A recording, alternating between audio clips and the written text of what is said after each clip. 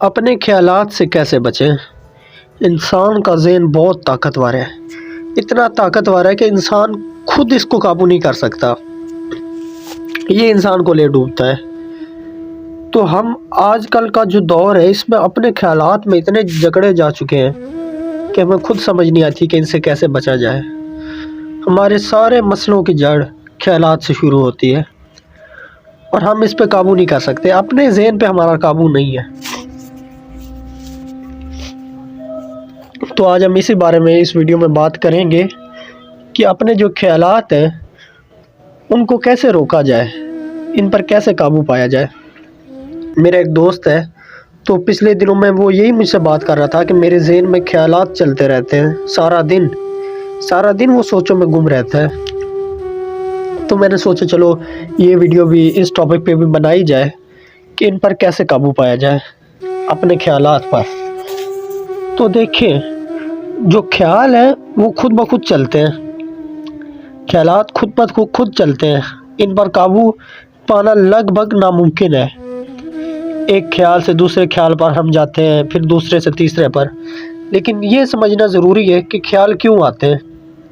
सबसे पहली वजह इसकी जो ये है वो ये है कि ये इनके पीछे या कोई डर होता है या कोई ख्वाहिश होती है, ख्वाहिश या डर, जिसकी वजह से ख़्याल आते हैं।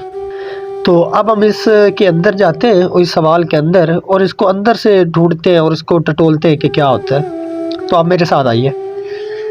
अच्छा जी, मुझे ख्याल आते हैं। आप अपना कोई भी ख्याल उठा लीजिए, अभी उसका हल हम करेंगे। पिछले दिनों, मिसाल के तौर पे, पिछले दिनों मैं अपने दोस्तों के साथ कहीं घूमने गया, हमें वहाँ पे बहुत मज़ा आया। ये ख्याल चल रहा है आपके ज़हन में।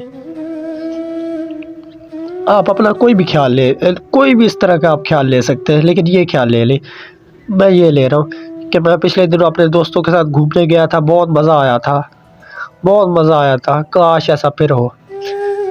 अब क्या होगा, एक ये ख्याल आ गया। अब ये ख्याल यहाँ से जंप करेगा कि काश ऐसा फिर हो। अच्छा, क्यों ना ऐसा फिर किया जाए, क्यों ना अपने दोस्त को मैसेज करूँ। फिर वो आगे से क्या रिप्लाई देगा, पता नहीं, वो बिज़ी ना हो। अच्छा, उसको शाम को मैसेज करूँगा, लेकिन शाम को तो मैंने इधर भी जाना है। अरे शाम को उधर नहीं जाऊँगा, अगर उधर से लेट होगी फिर क्या होगा। ये इस तरह से ख्याल अब चल रहे हैं। लेकिन आप सिंपल इन्हें पहले यहाँ से रोका जा सकता है कि आप इतना देखें कि इतना ख्याल हमारे पास है कि पिछले दिनों हम गए थे घूमने और वहाँ पे बड़ा मज़ा आया था, क्यों ना फिर जाया जाए। इतना अब यहाँ से जंप ना करने दें ख्याल को कि मैं फिर से मैसेज करूँ या फिर से हम घूमने जाएं, उसको मैसेज करूं, आएगा नहीं आएगा। इस सब को छोड़ें, पहले हम इतना ख्याल का हिस्सा लेते हैं कि हम घूमने गए थे और बहुत मज़ा आया था। सही है, अब इसका क्या किया जाए, क्योंकि अगर दूसरे हिस्से की तरफ गए तो ख्यालों में उलझते ही चले जाएंगे। इसलिए हम दूसरे पार्ट की तरफ जाएंगे ही नहीं, सिर्फ पहले पर ही रहेंगे कि हम गए थे घूमने और बड़ा मज़ा आया था, काश ऐसा फिर हो। सही है। तो इस ख्याल में बुरा क्या है? अब बजाय इससे लड़ने के अगर हम देख लें, सही है, हम घूमने गए थे और बड़ा मज़ा आया था, तो क्या इसको रोका जा सकता है? इस ख्याल को नहीं रोका जा सकता। कौन इसको रोकेगा? इसको रोकने वाला कौन है जो कहेगा कि ये ख्याल नहीं आना चाहिए? वो कौन है? क्योंकि ख्यालात आने से फिर एक जंग शुरू हो जाती है कि एक ख्याल आते हैं और हम फिर एक और ख्याल आने शुरू हो जाते हैं उसके अपोजिट में कि अब ये ख्याल नहीं आने चाहिए, और फिर इस तरह से ख्याल सस्टेन हो जाते हैं। वो ख्याल जाते ही नहीं है, वो उधर ही रहते हैं क्योंकि उनको उनका अपोजिट मिल गया। इसलिए ख्यालों को अगर आते हैं तो आने दें। अगर ख्याल ये आता है कि सही है, वहाँ पे हम पिछली बार घूमने गए थे, वहाँ पे मज़ा आया था, सही है, अब इसको मैं कैसे रोकूं कि ये ख्याल ना आए? वो ख्याल आएगा क्योंकि इसके साथ हमारी ख्वाहिश अटैच है, तो ये ख्याल आएगा ही आएगा। अब इसका क्या हल है? इसका कोई हल नहीं है। इसको कुछ नहीं कर सकते हम, क्योंकि अगर इसको रोकेंगे तो वो ख्याल आगे बढ़ेगा। हम कहेंगे ये ख्याल नहीं आना चाहिए, ये एक और ख्याल है कि ये ख्याल नहीं आना चाहिए, और जब वो फिर ख्याल आएगा, फिर अंदर से आएगा, अब मैं क्या करूं कि इस ख्याल को रोकूं, अच्छा ये करूं वो करूं, फिर वो ख्याल बढ़ते ही चले जाएंगे। तो अगर इसको देख लिया जाए कि मैं कुछ कर ही नहीं सका और वाकई कुछ नहीं कर सकता, जब ख्याल है तो मैं क्या करूं? ख्याल अपने आप आते हैं। जो भी ख्याल है, एक ख्याल से दूसरा ख्याल निकलता है, अपने आप आते हैं। मैं सोच कर अपने ख्यालों को नहीं लाता। मुझे लगता है कि मैं सोच रहा हूँ, लेकिन मैं सोच नहीं सकता। सोचना भी उसी ख्याल का हिस्सा ही है। ख्याल खुद सोचते हैं, एक ख्याल से दूसरा ख्याल खुद निकलता है।